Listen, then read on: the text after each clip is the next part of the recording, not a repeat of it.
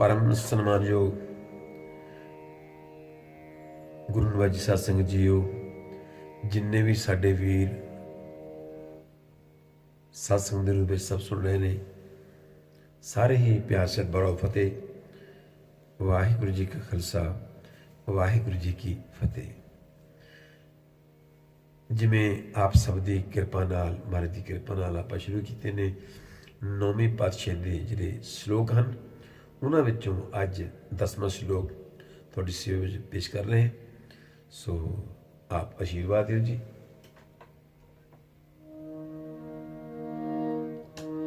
जे सिमरत गत पाइए,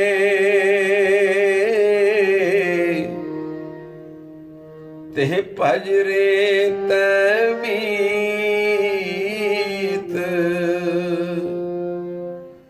कहो नानक सुन रे मना, औद घटत है नीत। कहो नानक सुन रे मना, औद घटत है नीत। अज दे श्लोक विच सतगुरु जी फरमाउंदे हन कि देखो मनुख की कैसी दशा है। जिंदगी का समा घटता जा रहा है ते इहदे कम वधदे जा रहे हैं। गुलामी दे संगल होर पई जांदे ने, तनख्वाह घट रही है। मनुख की ऐसी अवस्था है, हर रोज अपनी तृष्णा, अपने काम, अपनी उमंगा होर वधाई जाता है। सतगुरु जी फरमाते ने, जय सिमरत गत पाइए, जिन्हां सिमरन कीतियां, जिसदी याद साडे जीवन की गति करे। आप जी भी नूं भी पता होएगा किन्ने युग बीत गए साडे, खास करके भारत विच जिहड़े कि गति कहंदे उहदी मगरों परिवार करावे, वड्डे वड्डे पाठ करके, हमन जग करके कि गति करा के आए जी। उस गति विच किन्नियां समग्री और किन्ना टाइम आप जाना पैंदा सी। कोई ज़्यादा हरिद्वार जाते सन। सतगुरु जी ने बड़ा सौखा रस्ता, बड़ा सौखा दस्या कि प्यारे गति तू अपनी आप कर भाई। ये तो गति मगरों परिवार सोचता है कि असी गति करवा आए हाँ, वो अपनी मन की तसली वास्ते है, पर किसी को की पता कि उसकी आत्मा। लेकिन सतगुरु जी ने आखे कि नानक आखे रे मना, सुनिए सिख सही, लेखा रब गए सिया, कैडा बैठा कड़ वही। ये तो गुरु नानक का धर्म ऐसा है कि आपे बीज आपे ही खाओ। ऐ मेरे प्यारे मित्र, ऐ मेरे प्यारे दोस्त, किड्डा वड्डा ज्ञान दे रहे ने, पर अपना मित्र, अपना प्यारा कह के। जे सिमरत गत पाइए, ते भज रे तै मीत। मेरे प्यारे मित्र, कहो नानक सुन रे मना। अपनी मन को संबोधन करके कहते हैं कि औद घटत है नीत। अपने कम घटा पाई, तू तो अपने जन्मदिन मना रहा है। एक चलो बच्चे तो कई बारी करते ही नहीं, लेकिन एक 17 साल का बुढ़ा भी, बजुर्ग भी, जो 80 साल का बाबा, वो भी अपना जन्मदिन मना रहे। लेकिन अगला समा जिहड़ा जाने वाला समा नेड़े आ रहा है, उसका फिक्र नहीं करता। देखो जन्म तो हो गया, लेकिन मरण सिर ते है, उसनों संवारना है।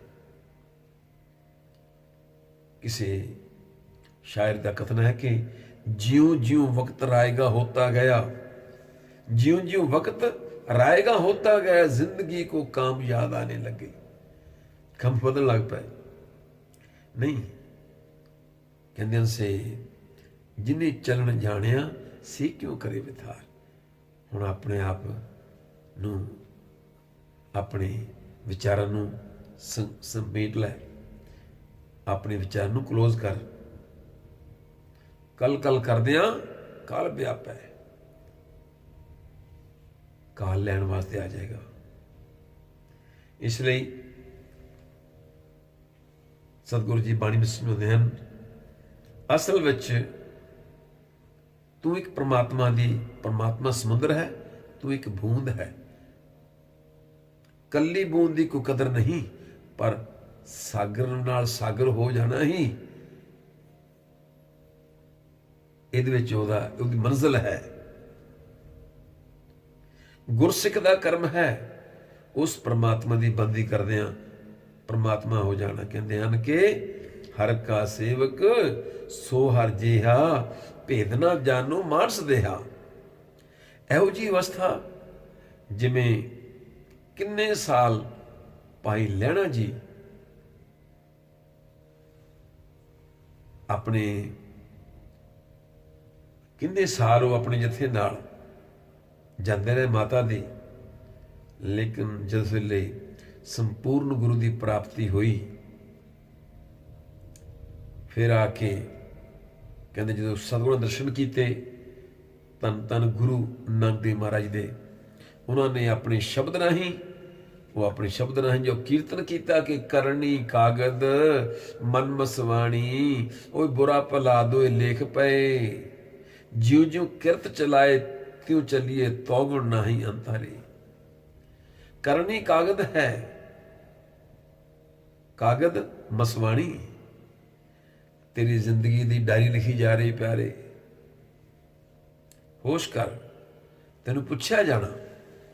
ਨਾਨਕ ਆਖੇ ਰੇ ਮਨਾ ਸੁਣੀਏ ਸਿੱਖ ਸਹੀ, ਲੇਖਾ ਰੰਭ ਗਏ ਸੀਆ ਬੈਠਾ ਕੱਢ ਵਹੀ।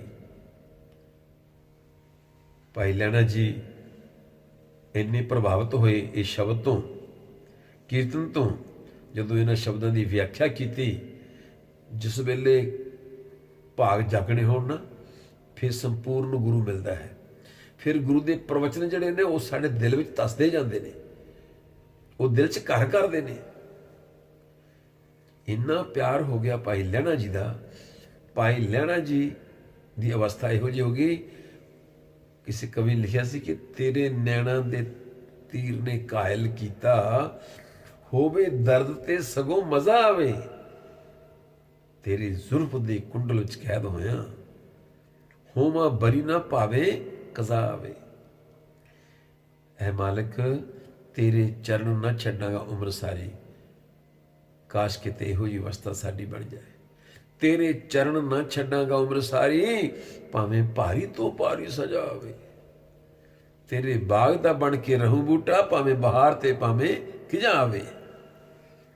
ਮੈਨੂੰ ਹੂਰ ਬਹਿਸ਼ਤ ਦੀ ਲੋੜ ਨਹੀਂ, ਸ਼ੁਕਰ ਕਰਾਂ ਜੇ ਪ੍ਰੀਤਮ ਦੀ ਪਲਕ ਹੋਵਾਂ। ਮੇਰੇ ਜਿਹਾ ਜਹਾਨ ਤੇ ਕੌਣ ਬਾਲਮ, ਜੇ ਮੈਂ ਨਾਨਕ ਦੇ ਨੈਣਾ ਦੀ ਝਲਕ ਹੋਵਾਂ, ਜੇ ਮੈਂ ਨਾਨਕ ਦੇ ਨੈਣਾ ਦੀ ਝਲਕ ਹੋਵਾਂ।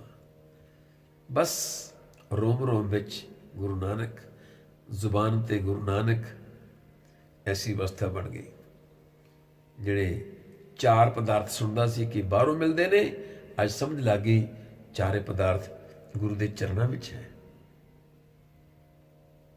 ਸੋ हर का सेवक सो हर जेहा। तो फिर गुरु नानक देव महाराज जी ने लेने से अंगत से अल्लाह कर दिया।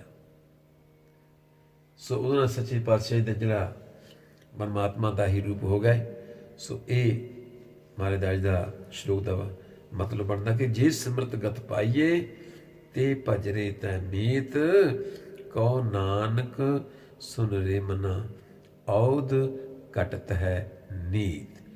मेहरबानी जी, आप जी इस मेरे यूट्यूब ते जाके आप लाइक कर लो, अपने दोस्तों मित्रों रिश्तेदारों भेजो ताकि ये बाणी सुन के अपना सब का भला हो सके। दूसरा ਅੱਜ ਤੋਂ ਅਗਲਾ ਸ਼ਲੋਕ ਜੋ ਹੈ 11ਵਾਂ, ਉਹ ਅਸੀਂ ਇਸ ਤੋਂ ਬਾਅਦ ਪੇਸ਼ ਕਰਦੇ ਹਾਂ ਜੀ। ਪ੍ਰਵਾਨਗੀ ਦਿਓ ਜੀ, ਬੁਲਾਓ ਫਤਿਹ। ਵਾਹਿਗੁਰੂ ਜੀ ਕਾ ਖਾਲਸਾ, ਵਾਹਿਗੁਰੂ ਜੀ ਕੀ ਫਤਿਹ।